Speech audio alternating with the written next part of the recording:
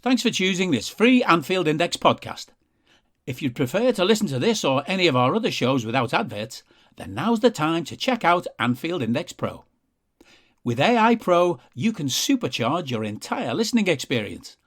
You'll not only get all of our podcasts without the ads, but you'll have them far faster with our quick publish feature available exclusively for subscribers. AI Pro also puts you in the heart of our sound studio, with an option to listen to many of our shows live and interact with the podcasters in real time as the shows are recording. Upgrading couldn't be easier. AI Pro is available on all popular podcast platforms, and we have our own apps for Apple and Android. Just head on over to AnfieldIndexPro.com and get started today. Hello, everybody, and welcome to the latest Anfield Index Under Pressure podcast. My name's Dan Kennett, and with me to celebrate the week in which we beat Manchester City, Manchester United, and then Everton. It's like the holy trinity of wins. I have my namesake and our resident data collection and the video analyst, Mr. Daniel Rhodes. Yeah, that was some week, eh? That was some week. And the contrast in the pressing collection between the Man City collection and the Everton one was as nice 7 hours as you're ever going to get. It was 7 to 3, yeah. Oh, Everton still took you 3 hours. Okay, it did still take me 3 hours, yeah. Wow, you've got to hone these skills like Gags. Yeah. Got to fast forward more, but I don't miss anything. Yeah. You missed them, and then you missed them last week. You just had to listen to us three jokers talk about non-sport science stuff, but they are back. Both of them are back. First of all, our most qualified sports scientist. It's Dr. Phil Barter. Hi, Phil. How we doing, boys? What a week, eh? What a week.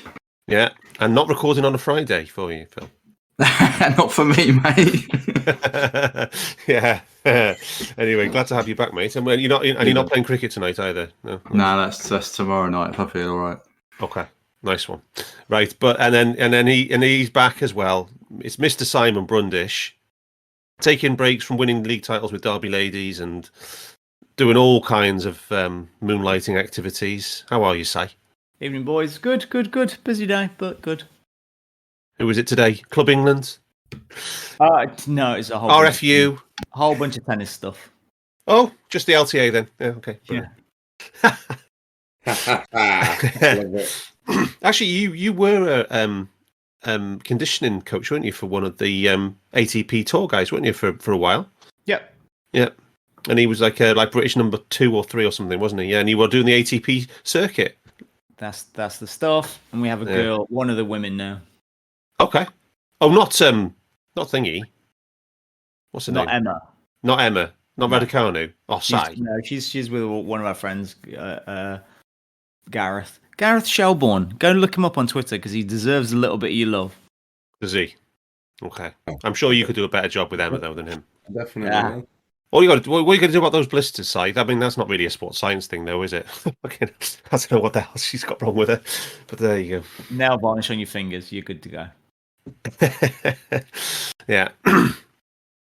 Right. Anyway, we have to talk about Everton, and to try and make this podcast fit its normal length. I don't think there's enough incidents in this match to do that. So we are going to do something first that we didn't have a chance to do last week's pod, which is review the latest situation with the rotation, the injuries, and the planning for the upcoming block of games. So, Bart, did it surprise you that we only saw 2 rotations for United and then Everton? A little bit. I thought he definitely would have done the usual with the left eights, as we've chatted before, with Thiago and Naby sharing the minutes, but he sprung a surprise and played Naby against the Ev. No, it's been interesting. I think we chatted last time I was on about the fact that he might have worked on Thiago's load over the international break, and since the international break, I think his minutes load per sort of week, if you like, have increased. So it seems to me he can withstand a higher playing load, which we're beginning to see in games, because he's 90 against Everton and 80 against United. Yeah. So which touch wood is good for us to go forward, right? So if you've got our best connector, should we say, on the pitch for the majority of the running, then that's going to stand us in good stead. And Naby, I think as well, he seems to be. I mean, I don't think he's quite up to that level increase in the minutes, but his minutes have certainly increased, and he's. You can see. I mean, this is all the intangible, but he's got more confidence in his body, should we say? So I think the two of those loads going up, Hendo's load going down, which might help him, because I think last time we looked at the fatigue index graphs, he was getting towards the high point of his injury spikes. So bringing that load down probably isn't a bad thing, but Hendo needs to probably pick some minutes up to play. But other than that, the front four have been rotated fairly standardly. Bobby being out has probably caused a few issues with him not being able to take some minutes off, should we say? Yeah. Particularly when we come to 5 subs in Europe. But I think overall we're in a very good place, very, very good place in terms of minutes. The last fatigue index graph I saw from Sai was that no one was anywhere near their career max in terms of percentage with what 6-7 games to go. Was it total 8 games we could play? So yeah, I think this is a masterclass from Klopp and the sports science team. They should be acknowledged massively for this going forward. So, just going forward, then, right? We've got we're recording this on a Tuesday. We've got Villarreal Wednesday, and Newcastle Saturday, Villarreal Tuesday, Tottenham Saturday, Aston Villa Tuesday, and then FA Cup final Chelsea Saturday. So, based on what we did against Everton, what kind of levels of rotations are you seeing? Obviously, we've got the 5 subs in Europe, so you expect to see triple subs on the hour, that kind of thing, yeah. But what else are you expecting to see in terms of the upcoming block of games? This is a tricky one because we've got less rest than City over the next block. Yeah. Because of the way the UEFA like to rotate the days in which you have the games. It's either Wednesday, Tuesday, or Tuesday, Wednesday. Whereas if we were both on the same day, you'd have the same amount of rest, right? And it wouldn't matter. So I just put we've got six games in 17 days. So it's going. Is it tomorrow's the game? Is it tomorrow night? I would expect personally. I think we might go. I think the captain will play with Thiago and Naby sharing and Fab. In the middle 3 is probably our key. I expect Diaz to come in because he didn't start the weekend. Yeah, definitely. Probably for Jota because Mane came off and Mo will start. And then I think it'll be Ibu at centre-half again with the quick turnaround needing Matip in the Premier League game away. Do you see a Gomez or Tsimikas coming in for one of these, either Villarreal or Newcastle? I think what you mean the second Villarreal or the one on Wednesday? Oh, either, any in the next couple of months. Do you see a Curtis Jones start? Do you see a Tsimikas start? A Joe Gomez start? I think maybe Newcastle away, but I think that or the second Villarreal, depending on what the result is to Wednesday. I think some of this is dependent on tomorrow night. If we go out and get the result that we are more than capable of doing, then yes, we could see those players coming in. I don't think it'll be as wholesale as when we played the last quarter-final, with VVD, that. Because I think you still need, it's a semi-final, you still need to respect it. But no, it's. I just looked at it the other day, seventh in La Liga. I mean, I know. It's incredible, isn't it? It's incredible, but if you look at that league, Real Madrid are 1 point away from winning it at 73 or 75 points. Yeah. That tells you all you need to know about the points per game for that league. True. And Villarreal have been amazing in Europe, and that's the key thing. They've focused their energies on European football. Yeah. So it's not going to be. We are more than capable of going there and getting a result. And I think if we do get a result, then you might see some relaxation for the following tie. The weekends, as I said, I think Matip will come in, but we're in a title fight, and I think the front three will rotate depending on who doesn't start on Wednesday, if you like.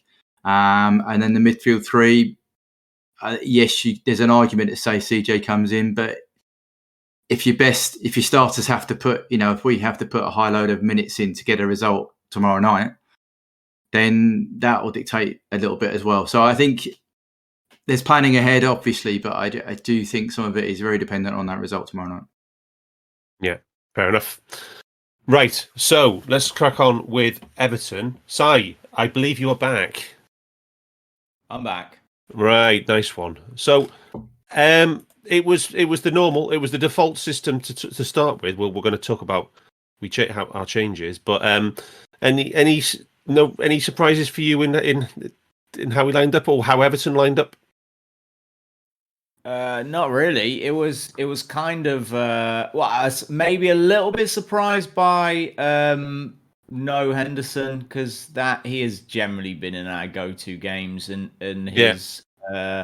his chronic load wasn't high enough to have to worry about. And so it feels like there was an actual selection choice for a specific outcome. Yeah. And I wonder if the front three has been the high up the pitch kind of front three. We went for the connector of Keita in there. Yeah. It didn't particularly work because we didn't ever need that connection from midfield. Though he had I think he had 4 touches in the box in the first half for a midfielder, which is that's absurd. And so no, he had 7 touches in the box, which is 4 is absurd. 7.5, Jesus Christ. And so he was getting forward to join into the front 4, but we just couldn't ever connect anything because their Groks were defending so deep. And I don't see anything tactically that we could have set up different. We just didn't execute in a way. So from a personnel perspective, I think it was smart rotation, and to add a layer to what you were talking with Bart's about. I wouldn't be surprised if we saw Samikas in the next 2 games, because Robbo has a chronic load of 144, which is an insane amount, and that's pushing right up to the edge of anyone's boundary, and we have to do this again for the next 4 weeks. So I'm not sure he's got the capacity to do that without breaking. And there's no point, not necessarily the point to take any risks at this stage as well. But you're the opposition analyst here. You did the normal pre-match previews and stuff in the Discord group. Did Everton's lineup and personnel surprise you? They obviously lost somebody in the warm. They lost a player, centre back in the warm up, didn't they?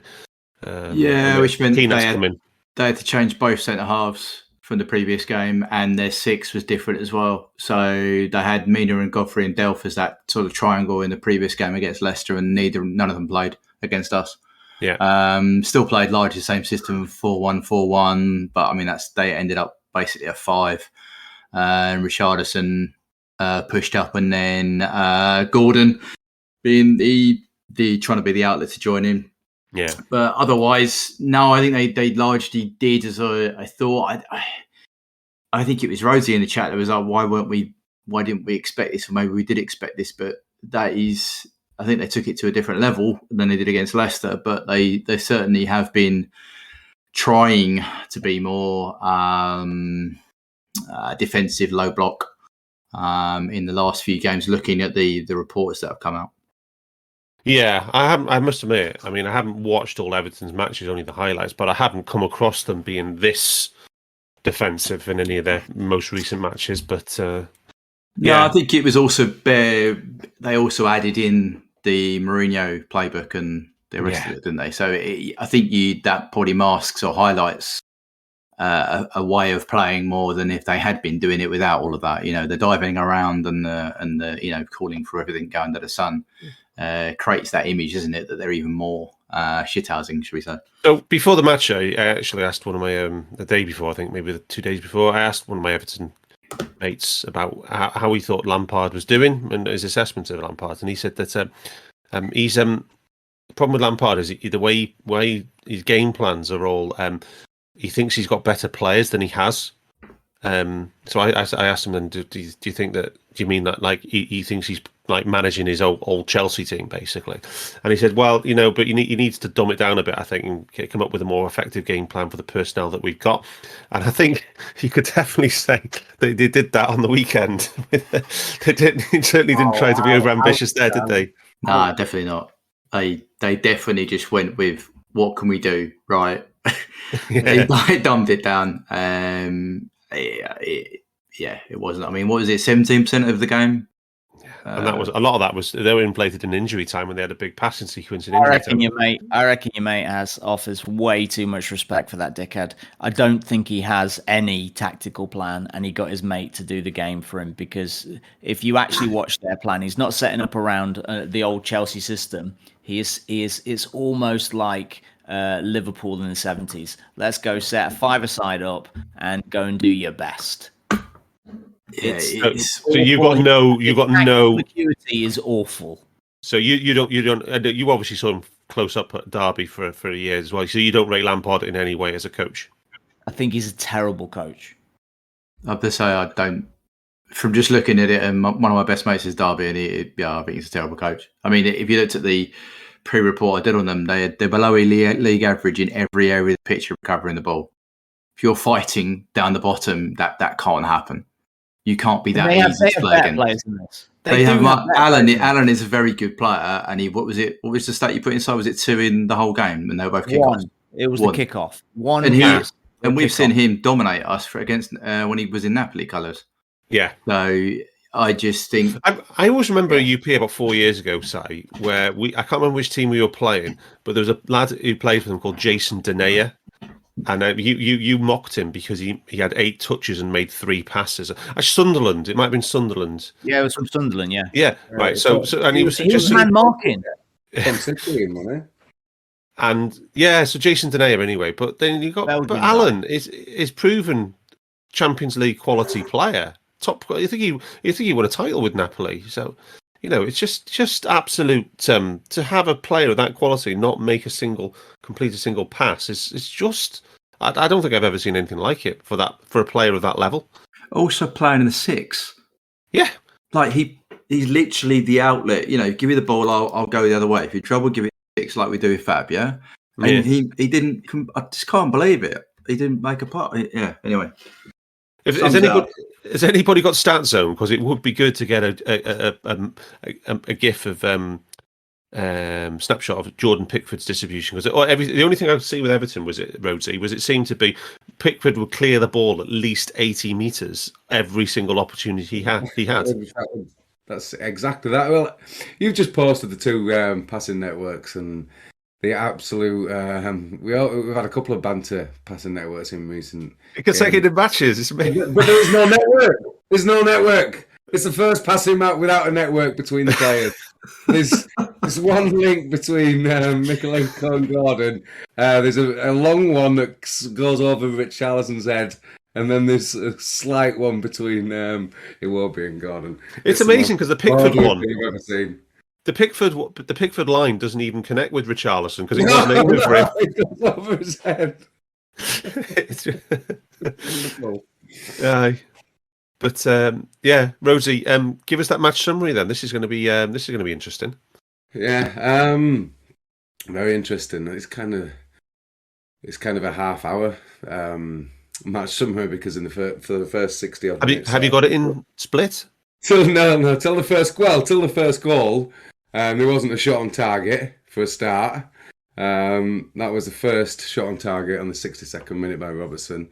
Obviously, the network at that point, in terms of XG, was 0.23 to 0.25. It was nothing.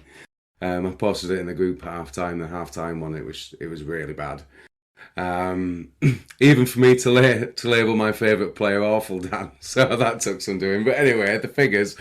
1.7 non-penalty XG to 0.4. The models were a little bit out. Cayley had as the lowest at 1.3 and Opta had as the highest, again, for a change.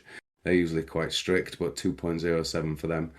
So yeah, it came out of that. Twice as many shots, 18 to 9. 18 is our season average exactly. We dropped from 20 about 6 games ago.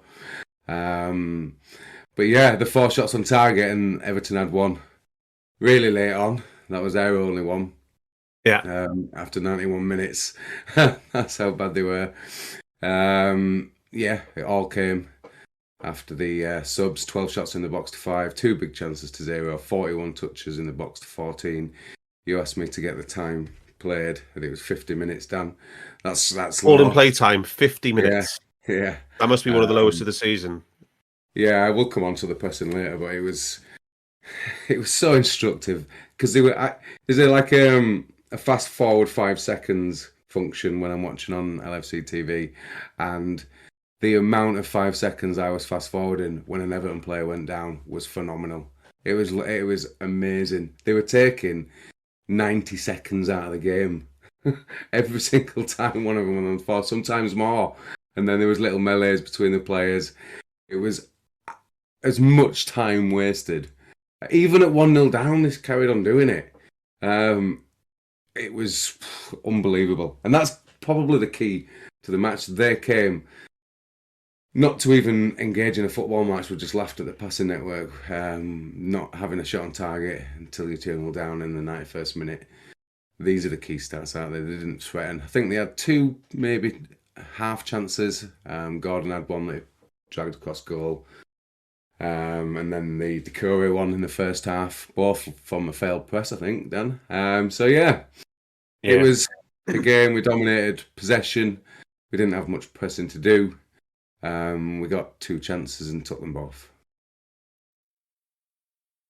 Amen.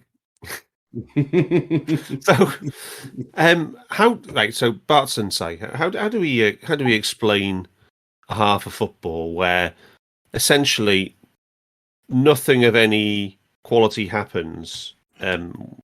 There's no big chances for either team, and one side has in the first half is 14% possession and 32 completed passes and a sub 50% passing accuracy. I can't. I've seen some extreme performances at Anfield. Tony Pulis' Stoke, namely the main one. The only difference with Everton is they weren't as physical as that Pulis' Stoke team.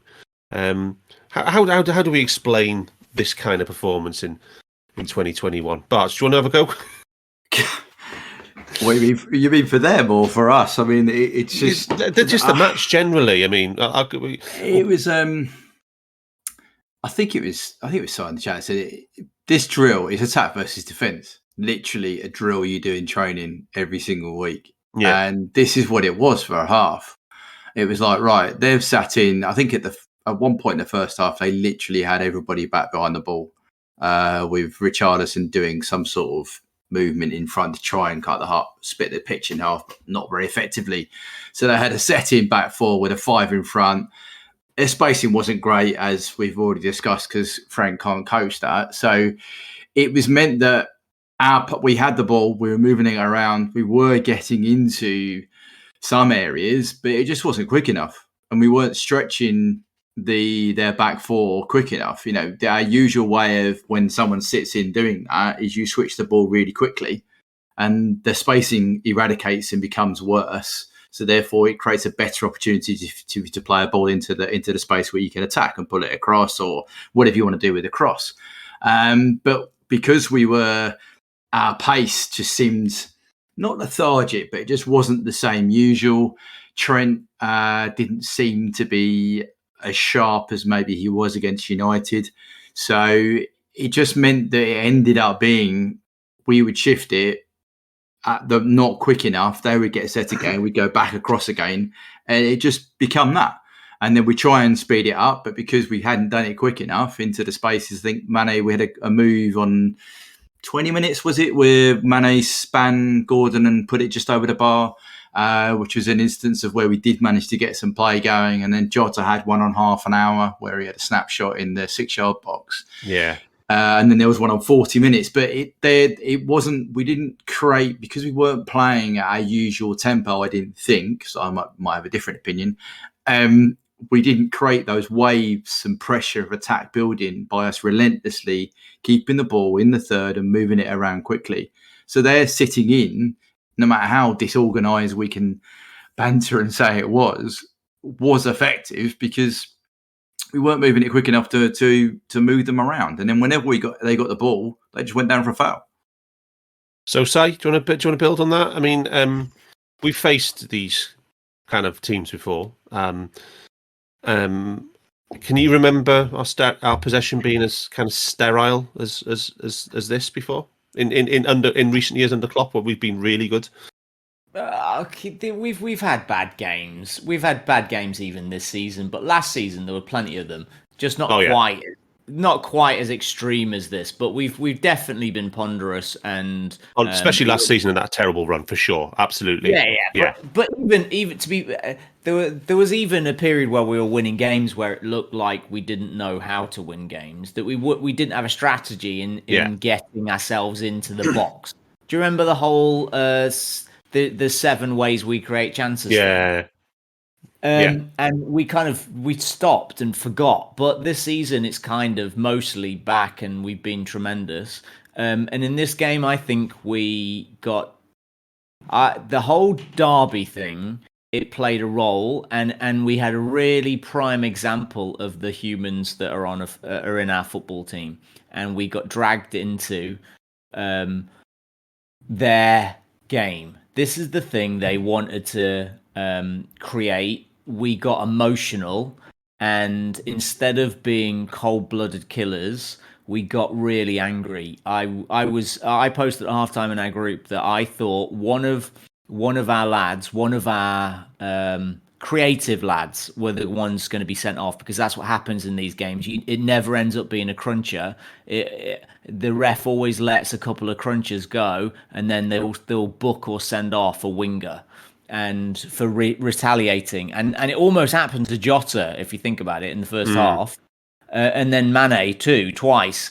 And we've seen people sent off for the things that they did when all they were doing was retaliating to the absolute bastardry of Chelsea. But they happened to be Everton. Freudian slip. Yeah, but that was so we. I was collating the time that Pickford was taking to get the ball back into play, and at half time it was 10 minutes and 44 seconds. This is like from the ball going behind, the ball going dead, taking the set, starting the ball, and as well as his flopping to the floor, like exactly. Mimic later. 4 times during the game that he managed to save the ball or collect the ball and take more than 20 seconds to get rid of it out of his hands. And that's just allowed, and it makes no sense. It should be 6 seconds, is it still? 6 seconds, that's the rule. I've never seen it enforced, really. Only with Mignolet. Yeah. 23 seconds with Mignolet, and Pickford went over 23 seconds twice. And so that was the most I've ever seen. But the thing is that we got dragged into their way of doing it, and so much so that by 30 minutes, when we'd had 2 touches in their box, that we'd had 4 touches in the final third after 30 minutes, that we started to lash out and get properly aggressive against them. Like, we have to fight them for this. And so our focus went from playing the ball as fast as we can and trusting each other that can control and take a player out with our touch, to let's ponderously make sure that they get it. Like, I don't remember Trent playing balls behind players before so slowly. So they had to come out of whichever direction they were going to get the ball, instead of just blamming at them. In the second half, we started to blam it at them and use the brilliant talents that we had on the pitch. In the first half, we were being so safe and careful, doing that patience first until we got angry. Was the Nadia, sorry, was it the when Thiago dribbles past Richarlison, and then Richarlison goes down in feigning injury and stays down for a good 45 seconds before Doucouré hacks down, who was it? I don't know. Was it Fabinho? Was that the Nadia that when it with the tipping point for us, when it became fight after that? I think that was the moment that the game changed. Yeah. I've never seen a player get dribbled past and then go down injured. Never seen that before. Roll his own ankle. It was disgusting. Yeah, because Thiago did him like a kipper. Went past him, progressed past him, and he rolls around like an absolute fanny. So we looked at first half, second half, and I think it was literally just from this. This did Klopp's team talk for him, because it was 44th minute. Right. And then we played a couple of minutes afterwards, whatever. And I think it just riled our players no end, focused them a little bit. Klopp went basically remember who you are, boys. And they went out and they started to play around like that they were actual footballers instead of the street fighters that Chelsea Everton were hoping for. Yeah. Rosie, any thoughts on that? Well, anything to add to the other boys? I'm as anyone who's listened to this podcast for a long time will know, I'm very loath to use the intangibles, but I think this was a game where the intangibles mattered. I think Everton wanted to turn it into something where anything but football was what people were doing. With nothing, they were winding us up and constantly winding us up. We could see them diving, getting booked for diving. We could see them falling on the floor for long periods of time. It's going to start to frustrate you. I thought it was frustrating some of the more composure, the more composed players that we've got who can make them passes into feet quicker than we were doing in this game. And we just seemed to get frustrated. We were sometimes late in the tackle, late in the press. And although they weren't causing us any problems because they had no ambition to, it was stopping us breaking them down. So yeah, once the emotions cranked up, we seemed to go, we can't let this shit beat us. Let's just play our game, not worry, and not get involved in. I think there was at least 3 occasions where more than 8 players came and kind of surrounded the ref. And yeah, it was just fucking hell. Just on the ref then, Bart. How did you think Atwell did overall? Honestly, yeah, I thought it was poor. I genuinely think a lot of that incident we spoke about as being the Dadar could have been avoided very early on. If you book someone, if you pick up on Pickford time wasting from the second time you did it, if you don't let people carry on play acting, it doesn't build that pressure. You don't give them that was one of their tools to, as Si said, make it emotional, wind us up, that kind of thing. If you take that away from us, it becomes a football game. That's what it should be. It shouldn't be about the dark arts. We've had this discussion before. Yeah. And the referee is in charge of making sure the dark arts don't destroy the football. And I think for large periods of this game, I mean, we sorted it at half time, particularly in that first half. The Everton players were just getting away with exactly what they wanted to do, which is not play football. And that's in the referee's remit to stop that happening. Yeah. Oh, yeah. This is. I do agree with that point actually, for sure. But considering 2 games in the last 4 years at Anfield, Everton have had ridiculously soft penalties against this Calvert-Lewin, and then who was? So you want to go there now, do you? There was one in the first half as well. Oh yeah, but that was a dive. Yeah. But what I'm saying is, Calvert-Lewin twice against Lovren and then falling over Trent's head. Yeah. And I just thought the only thing that he got in this match was he didn't give Everton the soft pen, and in fact he booked him for diving. But anyway, I just wanted to see what got your impression of how he handled it, because when he got to that brawl, I just thought he looked all out of his depth at that point to me. Yeah, to be honest with you, I think that showed him he'd lost the control at that point, because. Are we being honest about it and saying Mane should he have got a worse punishment than he did? He poked someone in the eye and had someone by the throat. Yeah. I'm trying to say that, but that still shows you the referee didn't control that situation. He'd let someone lie on the floor for ages and not told him just to get up. He'd let Fab be kicked and then spun round, and the guy got a booking. And then in the meantime, Mane's gone on and grabbed someone by the throat and stabbed someone in the eye. Not stabbed someone in the eye, poked someone in the eye. That's what I was going to say. But you know what I'm trying to say? That's a clear, like you said, that is an indication that he hasn't got control of the football match at all. Yeah. With 20 players are basically not quite in a brawl, but they're all centered around an incident. That's not good for a referee. Not at all. Any more on that first half? Any more stats on that first half? There are no stats that exist in that first half. No, well, we covered the only ones that we could possibly function. I did like Si's manufactured, self-collected stats on time wasting. That was excellent. That was awesome. Excellent innovation, Si. Right. I would like to say we had 6 touches in the box in the first half, which is the lowest that I only look back 2 seasons, but that's the lowest we've had in any half in 2 seasons. Wow. Yeah, it's not. And we lost 10 games in a row last year. Well, we didn't, but it felt like it. But we were shit for 10 games, and we still had more touches in the box than in this first half. Yeah. I mean, even our final third passes wasn't great. Was it 130 final third? And no, just put the rate there. It increases after half time, which kind of goes to what we're saying. We just weren't. Our touches, our forward play wasn't there in the first half. We were so. I think that the last intangible is that our focus, which is what you hear all the time, is patience, and that we started the game being patient, so that when the ball was kicked out, we just, like Trent or Robbo, would walk 20 yards, bounce the ball a couple of times to take a throw in. By which stage they got 10 men in a block, in a cube, around the edge of their box, and there's nothing we could do to get through them.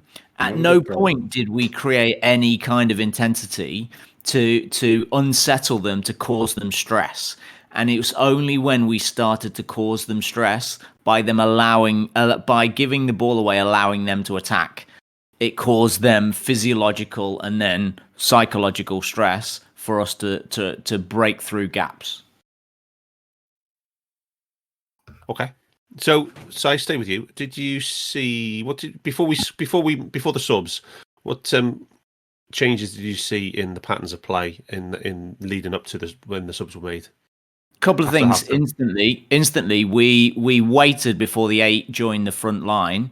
They made a run slightly later, and the fullbacks went a little bit wider. But mainly, we were trying to punch passes diagonally into the fullback, centre back like area, inside right, inside left, and knowing that we were going to give the ball away, so that they would, enticing them to break. So we were obviously hoping for the ball would go through and we would score, but knowing that we had coverage and they would try to break on us, which allowed them to push forward, isolated, gambling against our defenders and our great goalie if the ball ever got there. But they would then push out, and we would recover the ball, and we are the best team in the world in transition.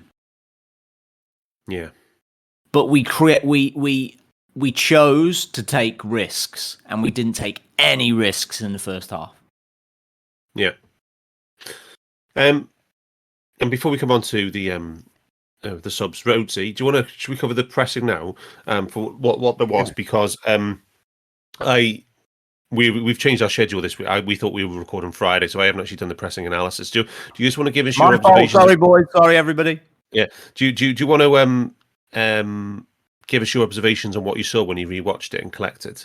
Your main findings.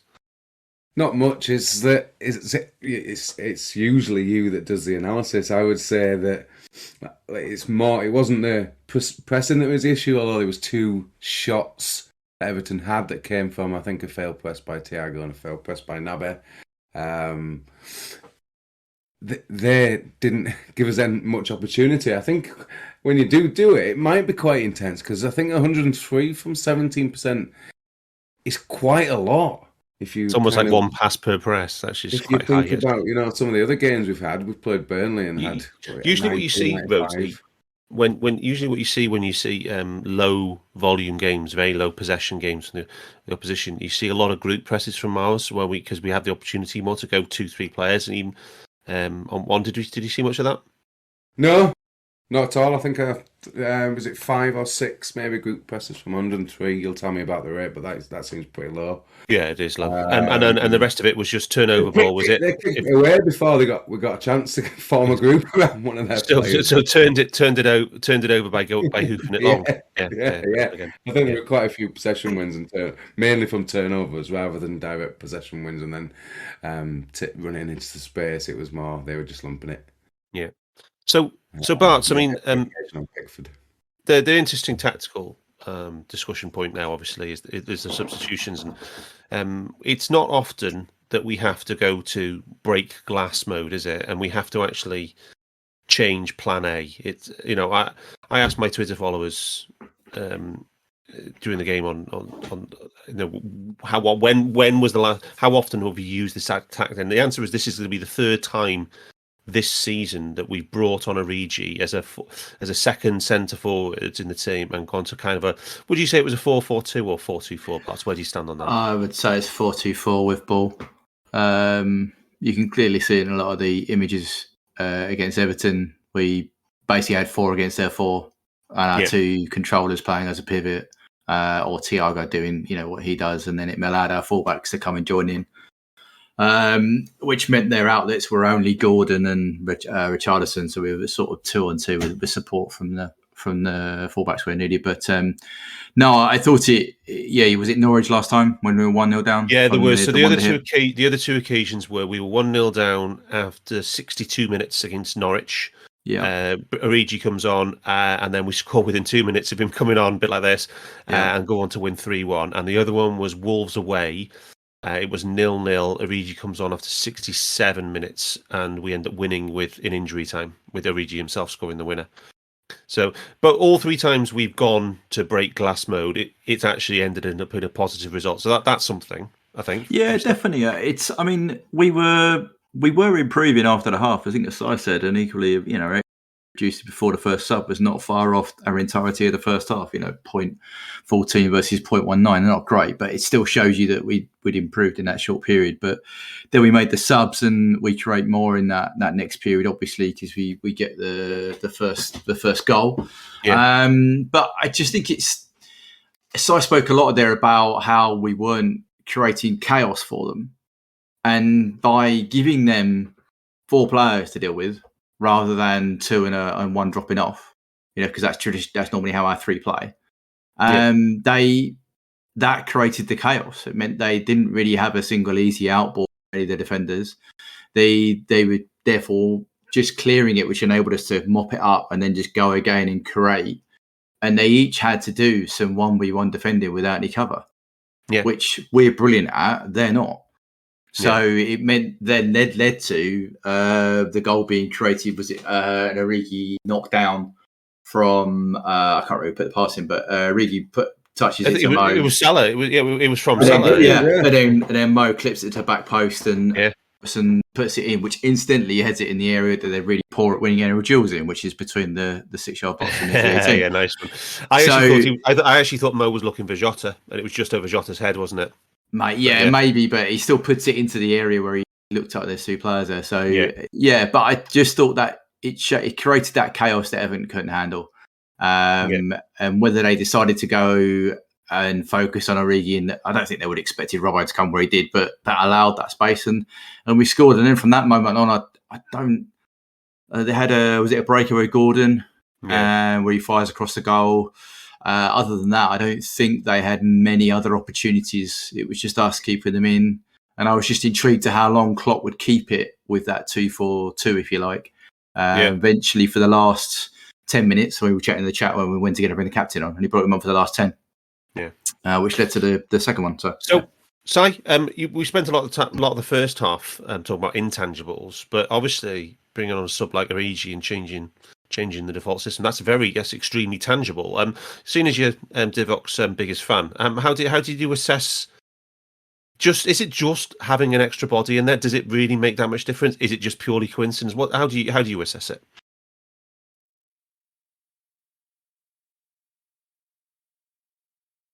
Simon Mew drops his. He's stunned. He's stunned. You have to talk about Divok. Divok, Jesus! I'm going to say exactly what you think I'm going to say. I think we won the game because Mo was really good. But if Divok doesn't come in how does Mo get the ball back? Well, there would have been a different player there because he didn't make a run. He didn't make a run that isn't covered usually by our centre forward. That Bobby makes that run. Mane would have made that run. And there would have been 2 players back post as well. Isn't that the key thing that we had 2 centre forwards for the first time? What? Really? I don't know. One of them was outside the box. Either way, it worked. My point was going to be that Divi didn't do anything to unsettle our patterns. He kept the ball. He had usually for him, he has about 55 to 58% ball retention, which is Correct, awful. yeah. Yes. And in this game, he had a cool 70% ball retention, which is amazing. Like 68, Respectable. actually. Which is still terrible, but it's nowhere near as terrible for him. Yes. And he had 10 out of 10 passes, which usually that's not him. But on top of that, it's actually way better than Mane's. Mane didn't keep the ball very well at all in this game, so we replaced a lad who was having a very poor game from ball retention perspective with a lad who had much better ball retention, which allowed us to build from. Plus, of course, the intangible that it was Everton. It's Divi, and they know he was going to score. It's but also Diaz was better. Yeah, Diaz was better. Diaz was great, wasn't he, when he came on? He really was. He was live wire. Rhodesy. I can't believe you're allowing this Divi blast. I know, but we have an absolute disgrace. He's arguably having the greatest season in football history. What is it? 34 minutes per goal. What are we saying here? Rosie, I'm coming to you last now, so you can out Si for his comment in the UP group. If we've not had a shot on target, we've not had a big chance yet. He comes on, we get two, he scores one of them, and has a crucial role. Well, and 3 minutes after we take the lead, Si says, "I think we should take Divi off now." I think his first two presses were failed. So. Yeah. We've got. What about the Matip header and the Salah one over the bar? I thought one of them might have been a big chance because it was kind of a on the PK spot. Yeah. But then the header before that is blocked, I think. Salah curler on his left, that one, where it goes over the angle. It looked like a really good headed chance. His close goal. Rhodesy, talk to me about what I asked Bart. So, your view on us changing from Plan A and going to break glass mode and it working out. What do you think about this? It's not big enough sample to know that it's repeatable, but what's your whole feelings about this?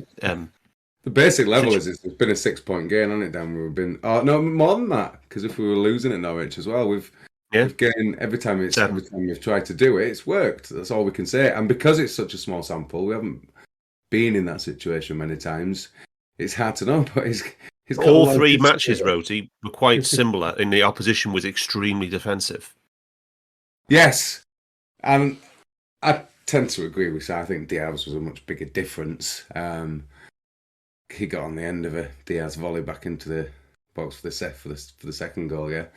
Did you? Were you counting his expected tricks in this match? that piece of control was the best part of the game. Wow, how good was that? Absolutely no need, and does it with absolute aplomb just to mock them. It was amazing. The Liverpool fans, if you watch the close-up behind from one of the angles, are actually laughing at him for doing that piece of control. It's so ridiculous. It was that good. One final point on when the match result was really in the balance. We have to talk about the non-penalty. It's been the media focus afterwards. Yeah. Rhodesy, you're the closest we've got to a qualified referee here. What's your verdict? I'm not sure about that. Side definitely is. It's. I didn't think it was a pen, but it's been said 1,000 times now. When I was watching it live, I thought, "Oh, that might be given," and then you watch it broken down, and it's kind of like they lock arms, and then there's a little coming together. Is it a high bar that we've heard about all season, Rhodesy? Was that this more evidence of this that it needs to be more than just a little nudge to be given as a pen these days? I don't want to feed any conspiracy theories, Dan, but it does look like he goes to whistle. Is he whistling just for the goal kick? Yeah. Yeah, I think he's whistling for the goal kick. Do you think if he hadn't booked him for simulation in the first half, that he might have given it? He had no control of the game. He had no control of the game, and for an hour, it allowed Everton to have control of the game. Rhodesy, say Gordon, he hadn't booked Gordon for simulation in the first half. Right, say that incident hadn't happened. Do you think he gives the pen? That's possible. It's human psychology. Once you've booked a player for blatantly cheating. When there's a coming together of two players, it could affect. Yeah, absolutely, yeah. But if he didn't have any control, maybe that was his way to try and get some control. But then he caused an even bigger melee with more people getting involved. But yeah, it wasn't. He didn't have any control throughout the game, and it was only, as Si says, after about 40 minutes when the first one happened on Fabinho that we started coming back into it. Right, Bart's pen or no pen? No pen for me because he actually stamps on Matip's foot and then goes over. Missed that. He actually locks arms and then stamps on, or treads on Matip's foot and then goes over. But it is, I mean, I watched some games with an old school neighbour, and he was like, "Oh, that was at the end screaming," and I was like, "No, because we don't get those decisions." So I didn't think it was a penalty. No. To answer your question, have we seen them give him? Yes, we have. Do I think the psychology of booking him early in the first half fed into it? Probably, because referees are not robots. They've already said that in many, many times that things do feed into them when they shouldn't do. And I think that by booking him early on, he set the tone that guy's a diver. He also dives later on in the game as well, and he's kicking the ball away. So presumably he could have had a second yellow before even that instant. But yeah, I don't think it was a pen, no. And finally, pen or no pen? I think it was one of those things where I would have been screaming for a pen, and it's not foul, but those things are penalties all the time. They shouldn't be. So I'm fine. That's fair. Yeah. Does Raheem Sterling get a pen there? Yes. And 100%. And so's Anthony Gordon. So's Anthony Gordon. If he didn't dive in the first half so blatantly, he 100% would have had a penalty, and Stuart Atwell would have been stood there with a hard on.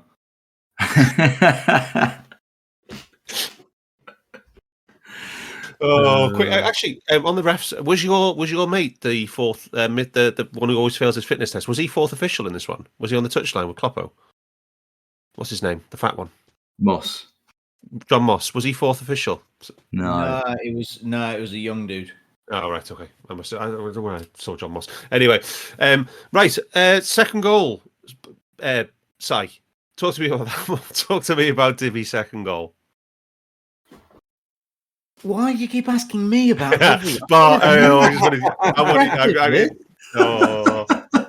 I understand when I need to step aside and allow somebody to celebrate his glory, but it definitely shouldn't be me.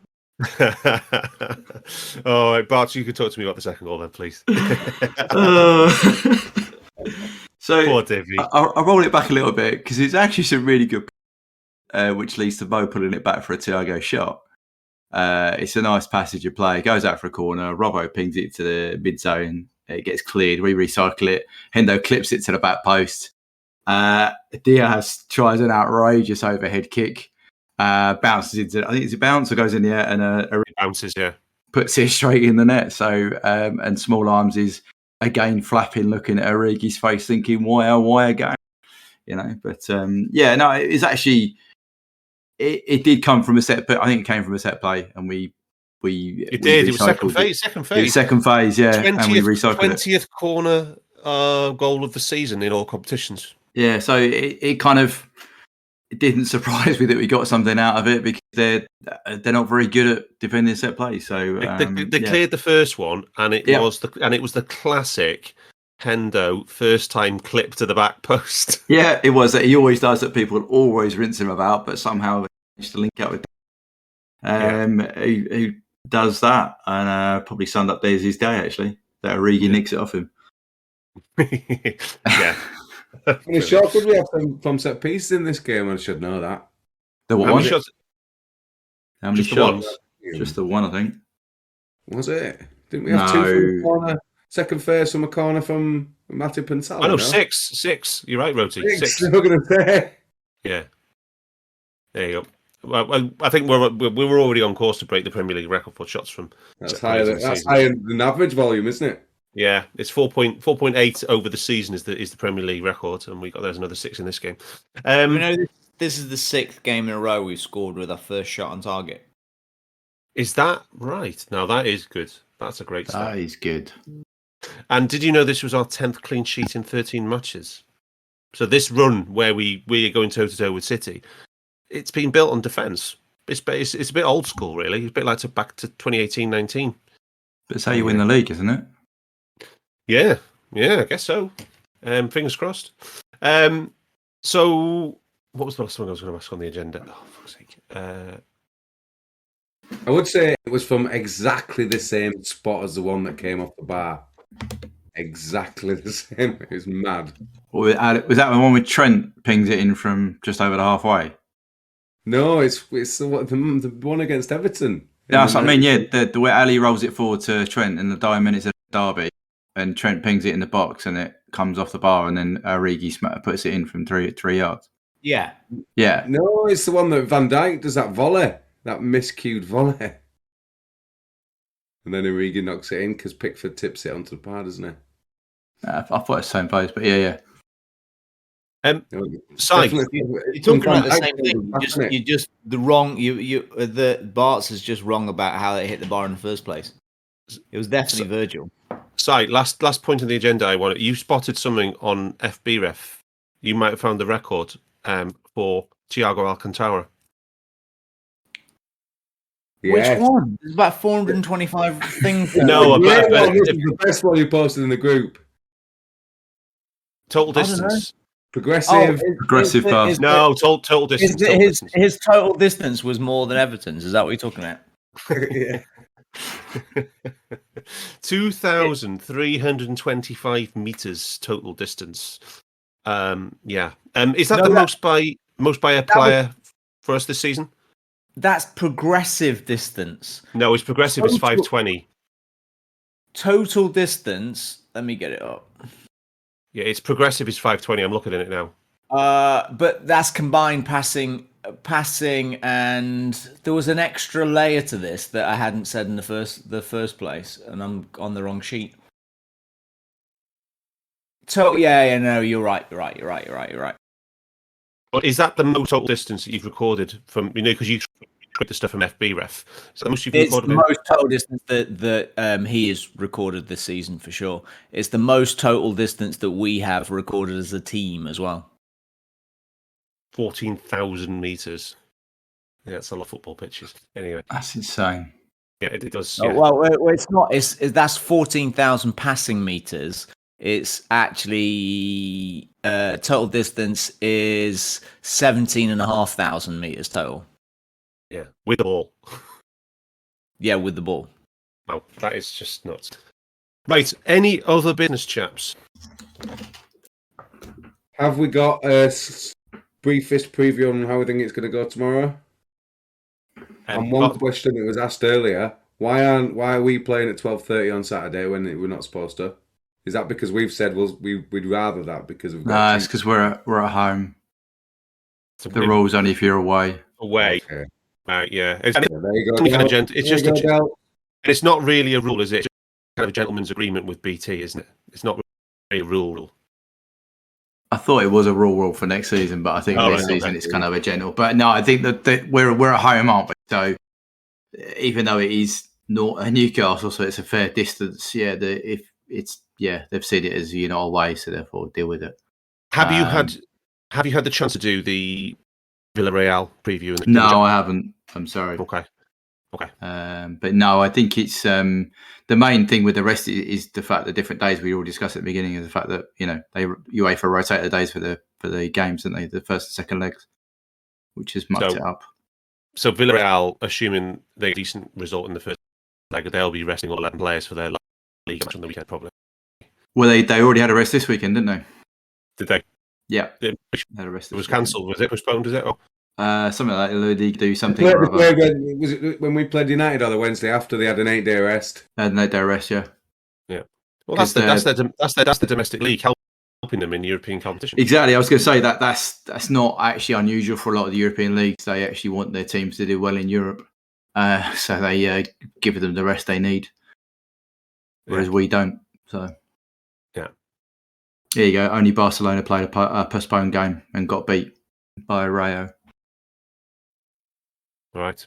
Anyway, yeah. that is your Under Pressure podcast for this week. We will be back next Monday for a much better prepared show featuring the first leg of Villarreal and the big away game at Newcastle. And we will see you then. And until then, up the Reds. We hope you enjoyed listening to this Anfield Index show. Please be sure to subscribe to our channel so future podcasts find their way to your device automatically. There's nothing quite like fan engagement, and we'd love to know what you think of anything discussed on this show. The best way to get in touch is over on our free Discord community, where both podcasters and listeners debate the hottest LFC topics 24/7. Sign up free now at AnfieldIndex.com/Discord. You won't regret it. You can also follow us on Twitter at Anfield Index and find us on Facebook by searching for Anfield Index. Oh, and before you go, we'd love it if you could leave us a 5-star review on your favourite podcast app. It only takes a couple of seconds, and it means the world to the people who create these free shows.